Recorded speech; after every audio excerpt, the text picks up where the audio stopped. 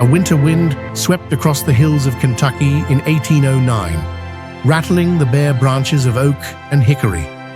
In a crude log cabin, a child was born on February 12th. His father, Thomas, was a struggling farmer, rough and restless. His mother, Nancy, frail yet kind, cradled the infant as the icy wind crept through the cracks of the wooden walls. Their meager possessions told the story of poverty. Yet that night, in the humblest of settings, the boy who would one day guide a nation took his first breath. His name was Abraham Lincoln. Life on the frontier was merciless. Food was scarce, land disputes frequent, sickness a constant threat. Young Abraham grew up barefoot, his hands calloused from chores before he reached his teens. His mother's death, when he was just 9, left a wound that never fully healed. She had whispered to him her faith, her love of words and stories. After she was gone, Abraham clung to books as though they were her living voice.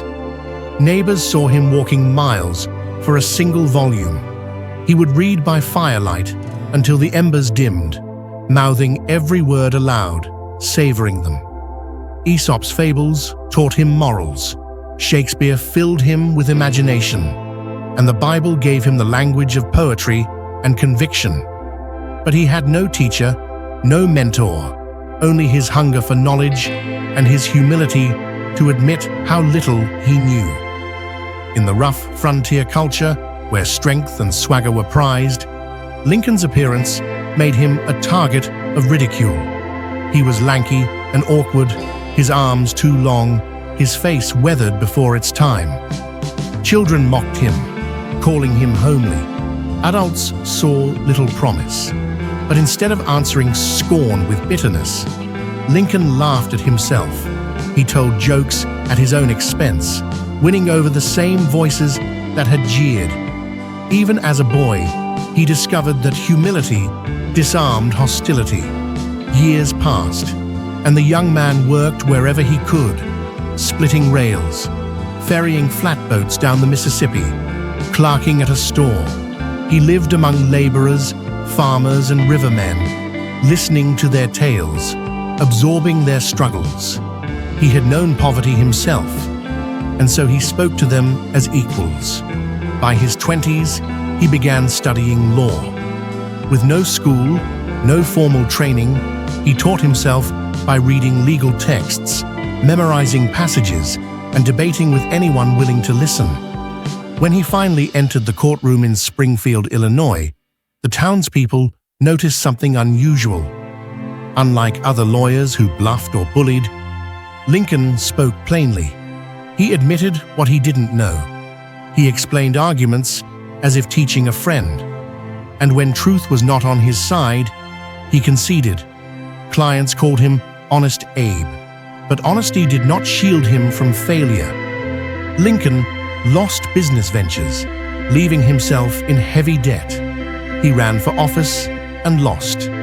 He fell in love with Anne Rutledge, only to bury her when illness claimed her life. His grief was so deep that friends feared for his sanity. He wrestled with melancholy, what we might today call depression. Yet he never pretended to be above his struggles. He shared them openly. His humility made others trust him because he was human like them. Through persistence, Lincoln found his way into politics.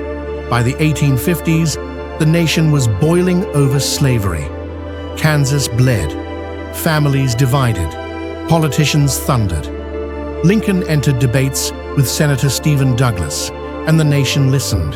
He did not shout or sneer. Instead, he reasoned carefully, drawing from history and scripture. A house divided against itself cannot stand, he warned. These words were not a boast, but a sober truth. In 1860, against all odds, Lincoln won the presidency. He was no general, no aristocrat, no wealthy heir, just a lawyer from Illinois, mocked for his looks, underestimated by elites. But his humility became his strength. He entered office as southern states seceded, the Union trembled on the edge of ruin. In his cabinet, he did the unthinkable. Instead of surrounding himself with loyal flatterers, he chose rivals, men who had run against him, men who had doubted and insulted him. It was a team of rivals, brilliant but contentious. Only a leader, secure in his humility, could bring them together. He listened, mediated, compromised, and when necessary, stood firm. His humility gave him authority. Then came war. The Civil War tore the nation apart. At Bull Run, Union forces scattered in panic. Newspapers mocked Lincoln as a weak fool. The country has got a backwoodsman president, critics sneered. Political cartoons showed him as an ape. Yet Lincoln absorbed the insults without striking back. He wrote unsent letters when furious, cooling his temper before deciding. He laughed at cruel caricatures of himself, showing them to friends with amusement. This rare ability to endure humiliation without losing dignity kept him steady while others crumbled. In the field, generals failed him. McClellan, brilliant but arrogant, refused to move his army. Lincoln visited him personally, pleading, urging, but never belittling. When McClellan ignored him, Lincoln still showed restraint, removing him only after exhausting patience. His humility allowed him to wait, to endure, until he found a commander who shared his resolve, Ulysses S. Grant. And in the White House, another test of humility appeared: mercy. Thousands of young soldiers deserted out of fear or exhaustion. Military law demanded execution. Piles of petitions for pardon crossed Lincoln's desk. He read them late into the night, picturing mothers and wives.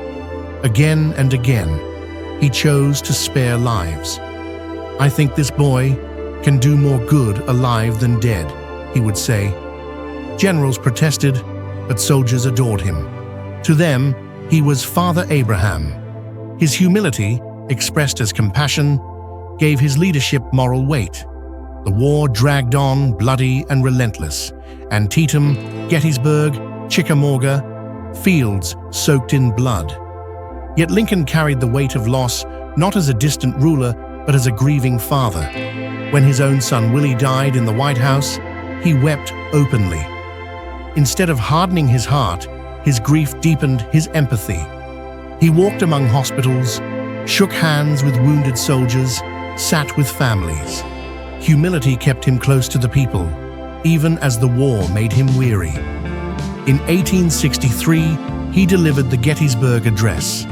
Only 272 words, spoken quietly after a long speech by another orator. Many thought his remarks were too short, too plain. Yet those words, government of the people, by the people, for the people, became immortal. Humility had guided his pen. He sought no grandeur, only truth. By 1865, victory was near. The Confederacy crumbled, and in his Second Inaugural Address, instead of triumph, Lincoln offered healing. With malice toward none, with charity for all, with firmness in the right, as God gives us to see the right, let us strive on to finish the work we are in, to bind up the nation's wounds. These were the words of a man who could have claimed glory, but chose humility. Then came tragedy. On April 14th, 1865, at Ford's Theater, laughter filled the hall as Lincoln sat beside his wife. A shot cracked the air. John Wilkes Booth's bullet struck. The president slumped forward. The crowd screamed. Chaos erupted. Through the night, doctors tried in vain. At dawn, the humble man from the log cabin, who had carried a nation through fire, breathed his last. He was mourned, not as a tyrant, not as a conqueror, but as a father. His humility had left a mark no bullet could erase. He had proven that humility is not weakness. It is resilience. It is mercy. It is the power to endure ridicule, loss, and doubt, and still lead with strength. Abraham Lincoln's life tells us this. Humility is a superpower. It heals wounds. It builds trust. It survives storms. And in our own lives, it reminds us that greatness is not found in pride, but in the courage to be small when the world demands we be grand. Lincoln never sought to be larger than life, and because of that, his life became larger than history. Here at Mind Time, we believe history isn't just a story. It's a tool, a guide, a mentor. If you're ready to learn how the world's greatest minds thought, struggled, failed, and overcame, then this is the place for you.